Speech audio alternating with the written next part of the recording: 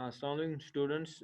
Today we are going to learn something about starters. ठीक है, तो अगर आपने मतलब मे बी थर्ड सेम में पढ़ा होगा, you might have known about various types of starters. पहले आप प्लीज़ चैट बॉक्स में या अपना जो माइक है आप अनम्यूट करके मुझे बताइए आपको स्टार्टर्स के बारे में कुछ पता है कि नहीं पता है।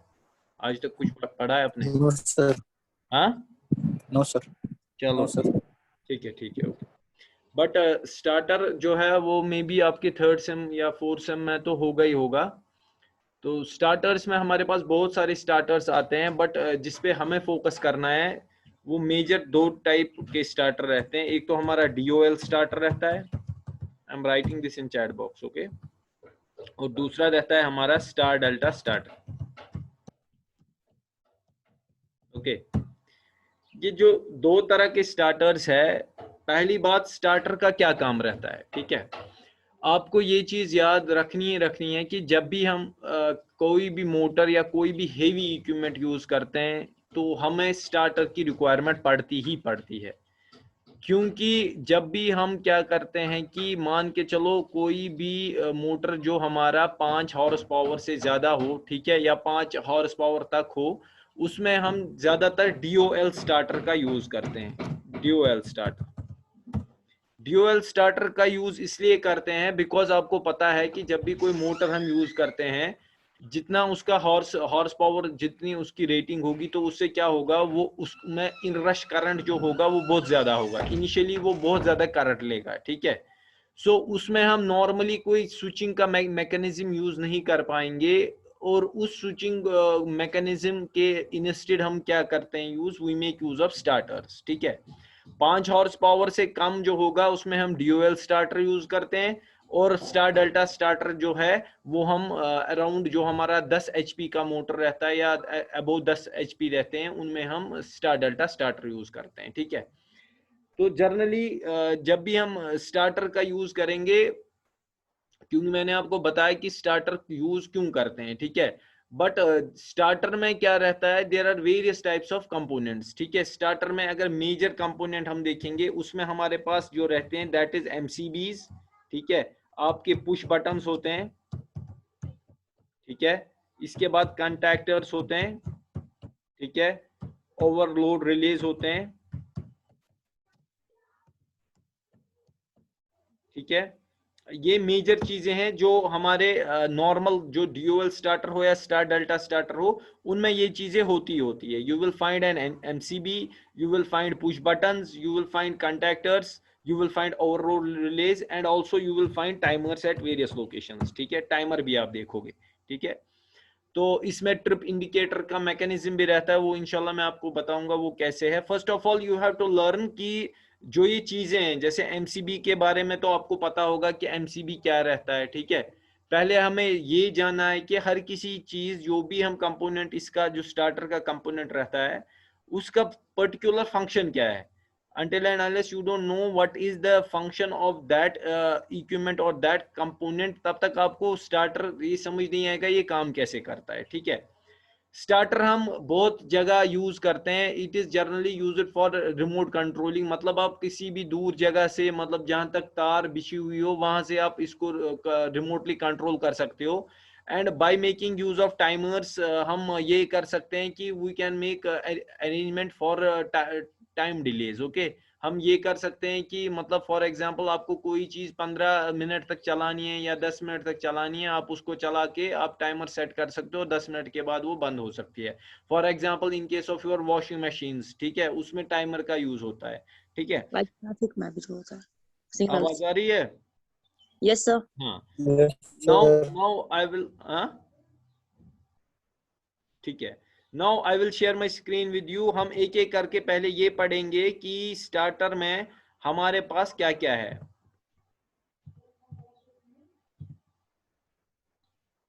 स्टार्टर में हमारे पास क्या क्या है, ठीक है। उसके हिसाब से हम देखेंगे कि हर किसी कंपोनेंट का पहले क्या क्या काम है, और उसी काम के हिसाब से फिर जब हम DOL स्टार्टर की डायग्राम पढ़ेंगे या स्टार डेल्टा स्टार्टर की डायग्राम पढ़ेंगे, उसमें हमें समझ आएगा ये काम कैसे करता है।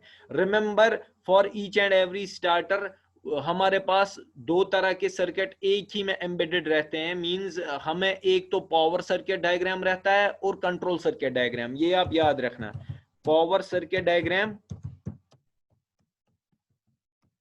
और control circuit diagram.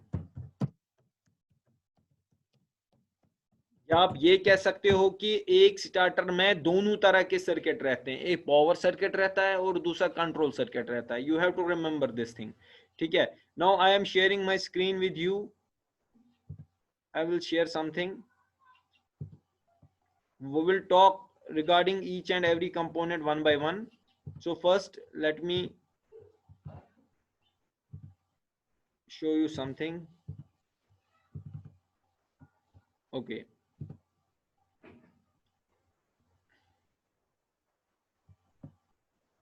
let us first see what is a contactor, ठीक है। कंटैक्टर का मैं आपको बताता हूं, देखो what is contactor, कंटैक्टर क्या होता है। अगर आप ये देखोगे, there is a picture in front of you, अगर आपको सबको दिख रहा है आपको? Yes, sir. हाँ, Yes, sir. टिपिकल कंटैक्टर, इसको हम कंटैक्टर बोलते हैं, ठीक है। कंटैक्टर में अगर आप देखोगे ऊपर ऊपर टॉप पे, यहाँ पे आप दो स्लॉट्स देखोगे, ये पैटकन स्लॉट, पैटकन टॉप एस्पेक्ट, ठीक है, और नीचे भी दो स्लॉट है, ठीक है। These slots are used for control circuit, ये आपको याद रखना है। A1 A2, यहां पर भी A1 A2 रहता है, ये दोनों हम कंट्रोल सर्किट के लिए यूज करते हैं, इशू तो याद हम, both of these are used for control circuit। कंटैक्टर के बहुत सारे टाइप्स है, I am showing you the LT version of that. Easiest जो है कंटैक्टर जो आपको मार्केट में मिलेगा, मैं वो वाला वर्जन आपको दिखा रहा हूं, ठीक है। ऊपर दो होंगे और नीचे दो होंगे, ठीक है। ये दोनों जो है, ये एक मान के चलो एक कंट्रोल सर्किट के लिए यूज होगा और दूसरा दूसरे कंट्रोल सर्किट के लिए यूज होगा, बिकॉज वी डोंट नो कि ये जरूरी नहीं है ये स्टार्टर में यूज होता है, ये किसी भी जगह हम जो भी हेवी इक्विपमेंट्स है उनमें भी यूज करते हैं, ठीक है। दी स्लॉट्स आप देखोगे, इसमें लिखा होगा 1L1 2L2 5L3, ठीक है। ये डिफिनीशन दिया गया, 1 मतलब 1 नंबर, नीचे इसका 2 नंबर है, फिर 3 नंबर, 4 नंबर, 5 नंबर, 6 नंबर, ठीक है, ये ऐसे चल रहा है। अगर आप 1 2 3 1 3 5 देखोगे, ये जो टर्मिनल्स है या ये जो है, ये हमारे फेज वायरिंग जो रहती है RYB फेज, ये उसके लिए यूज होता है, ठीक है। ये RYB फेज के लिए हम यूज करते हैं। आप इनकमिंग या आउटगोइंग की जो हम यूज करेंगे, जर्नली इनकमिंग हम नीचे से देते हैं और आउटगोइंग ऊपर से निकालते हैं, but in various cases you can also see कि हम ऊपर से इनपुट देते हैं और नीचे से आउटपुट निकालते हैं, ठीक है। It depends upon the type of contactor, even in case of MCBs ऐसा ही होता है, ठीक है।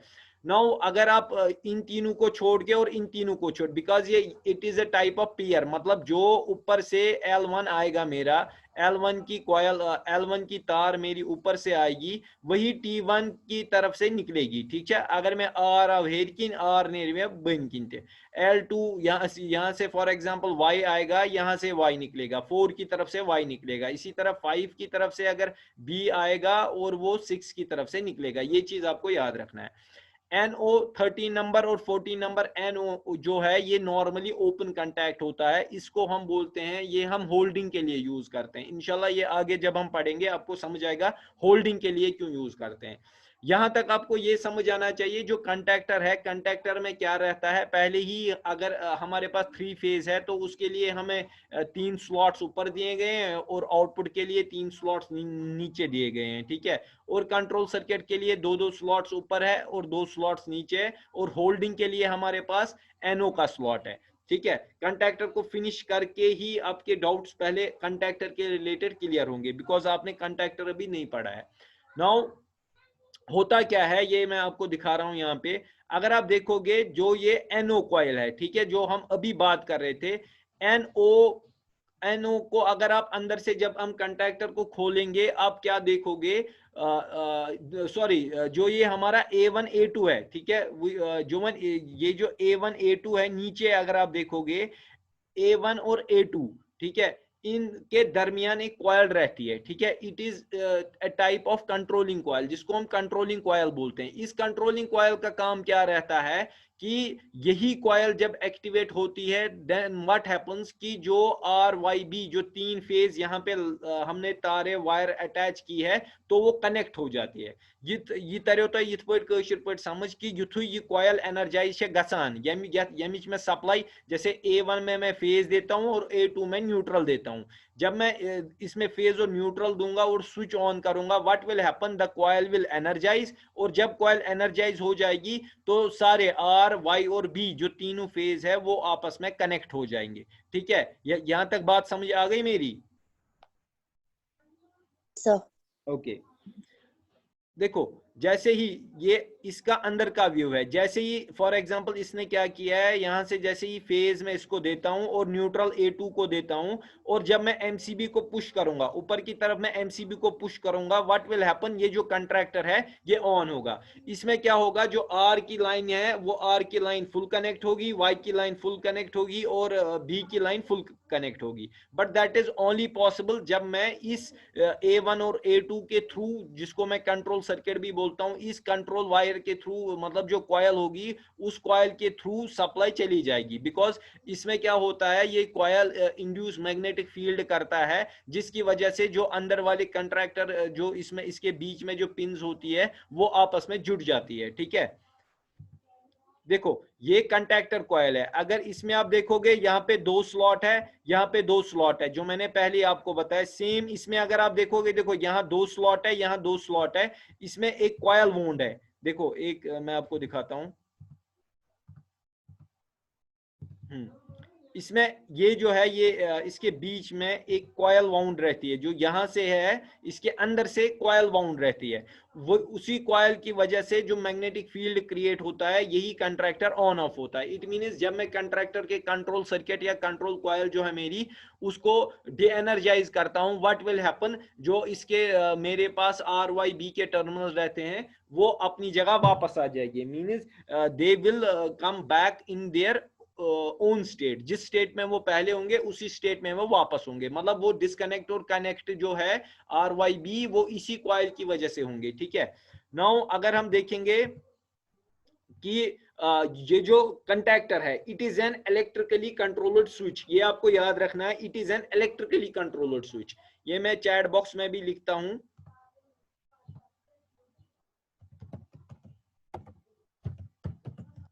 Electrically controlled switch.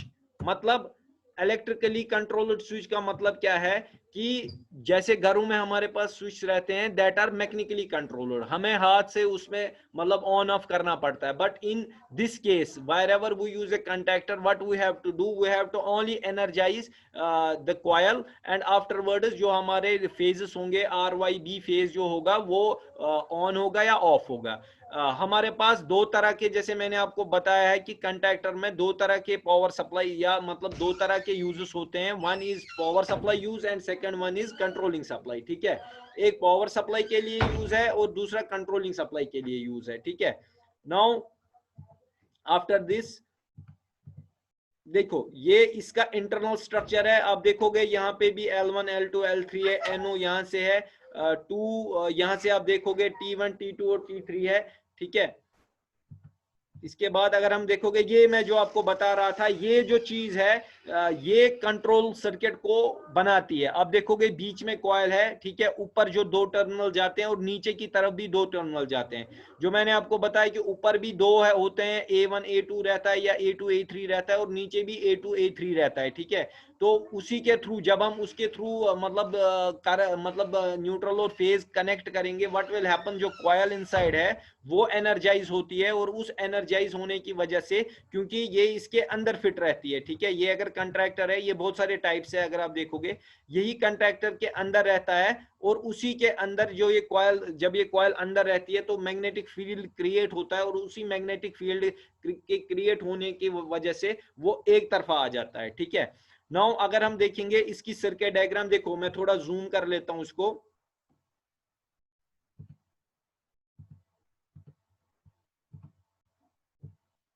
देखो अगर ये जो जैसे मैंने बताया इनकमिंग जो हमारे पास है आर वाई बी, ठीक है, 3 फेज मैंने दे दिए L1 L2 और L3 को, ठीक है। नीचे से मैं T1 T2 और T3 को निकाल रहा हूं, that is for outgoing motor. ये मोटर के लिए जरूरी नहीं है, अगर आपको फॉर एग्जांपल लैंप पे भी ऑटोमेटिक कंट्रोल करना है, you can use for a lamp, और आप सिंगल फेज पे भी यूज कर सकते हो, जरूरी नहीं कि मुझे आर वाई बी तीनों फेज यूज करने पड़ेंगे, ठीक है। We can make use of R phase only and then connect our lamp to T1 only, ठीक है। फॉर वाई, अगर आप वाई फेज यूज करते हो, you have to connect your lamp with T2 and your incoming with Y. अगर आप B use कर रहे हो, खाली सिंगल फेज यूज कर रहे हो, then you have to connect your single phase, जो आपकी वायर आएगी वो आपको बी के साथ कनेक्ट करनी है, and you have to take your output from T3, ठीक है। एनओ का मैं अभी आपको बता दूंगा कि जब हम पुश बटन पढ़ेंगे उसमें आपको समझ आएगा एनओ और एनसी क्या रहता है। अब यहां से देख रहे होंगे कि A1 A2 यहां से है, कॉयल इनके बीच लगी है, यही कॉयल जब एनर्जाइज होगी तो सारे जो कॉन्टैक्ट्स है वो एक तरफा आ जाते हैं, ठीक है। इनसी कॉयल कुन अकसाब डक लगान, ठीक है, ये आगे आ जाते हैं और उसी की वजह से ये तीनों ऑटोमेटिकली कनेक्ट हो जाते हैं। इस सर्किट डायग्राम के मुताबिक किसी को कोई क्वेश्चन है तो वो अभी बताएगा। If there is any question, kindly raise question right now.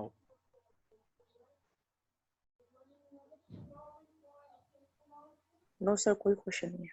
चलो ठीक है, मतलब सिंपल में क्या है, RYBN, ठीक है। एन न्यूट्रल नहीं है यहाँ पे, यहाँ एनओ है ये, ठीक है। नॉर्मली ओपन इसको बोलते हैं। एनओ और एनसी दो टर्में आपके पास आएगी, वो इंशाल्लाह 6th में भी जब आप पीएलसी पढ़ोगे यू विल फाइंड एनओ और एनसी। जिसको एनओ और एनसी यहाँ पे समझ आएगा उसको 6th में पीएलसी के सब्जेक्ट में कोई भी इशू नहीं आएगा, and I will guarantee that. जिसको एनओ और एनसी यहाँ पे समझ आएगा, एनओ मतलब नॉर्मली ओपन, एनसी मतलब नॉर्मली क्लोज्ड। वो आगे जब हम पुश बटन पढ़ेंगे उसमें मैं पूरी एक्सप्लेनेशन आपको दूंगा एनओ और एनसी क्या रहता है, ठीक है। नाउ ये जो सर्किट डायग्राम है, इसके बाद हम क्या देखेंगे,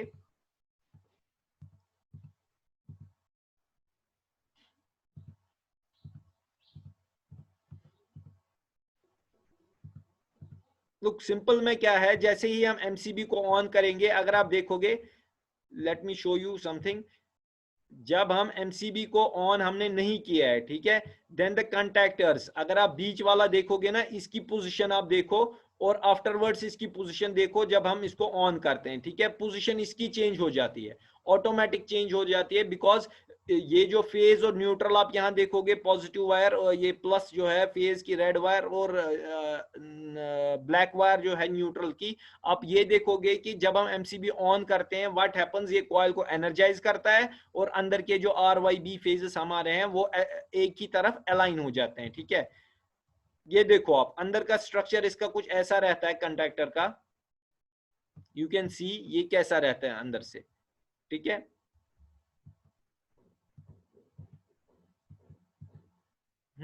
देखो, ये जो मैं कह रहा था कि मैग्नेटिक फील्ड अंदर बनता है, आप ये देखोगे कि कंडक्टर के अंदर से क्या रहता है। देखो, ये एक स्प्रिंग जैसा लगा रहता है, जो ये हमारे पास कॉयल रहती है, जो A1 A3 की कॉयल रहती है, इसके ऊपर लगता है, और ये मैग्नेटिक फील्ड इसी के थ्रू क्रिएट होता है। आप देखोगे ये यहाँ पे क्या जो ये स्ट्रक्चर बना है, इसी के थ्रू जो हमारे पास कंटैक्ट्स है वो पीछे या आगे आते हैं, ठीक है। देखो पूरा स्ट्रक्चर है ये। One thing to be noted here is कि हम ये जो यूज करते हैं that is AC1 single phase.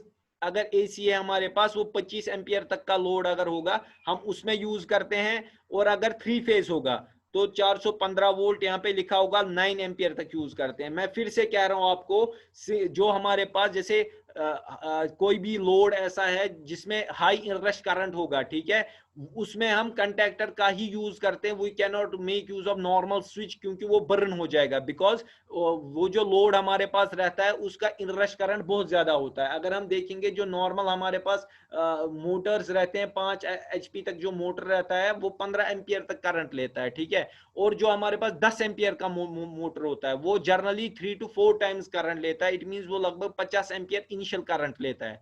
तो वो इनिशियल करंट जो है वो हम नॉर्मल जो हमारे पास स्विचेस रहते हैं उनके थ्रू हम मतलब ऑन ऑफ नहीं, ट्रिगर नहीं कर सकते, इसीलिए हमें कंटैक्टर का यूज करना पड़ता है, ठीक है। Yes, sir. हाँ, ultimately contractor is a part of A starter, ये आपको याद रखना है, ठीक है। ये कंट्रैक्टर के बारे में हुआ। Now I will show you about something about switch. देखो, ये जरूरी है, आपको पता होना चाहिए एनओ और एनसी पुश बटन स्विच, ठीक है। एनओ और एनसी पुश बटन स्विच क्या होते हैं? एनओ मतलब नॉर्मली ओपन और एनसी मतलब नॉर्मली क्लोज्ड, ठीक है। इसका आपको ध्यान रखना है कि ये एनओ एनसी जो है हमारे पास, ये पुश बटन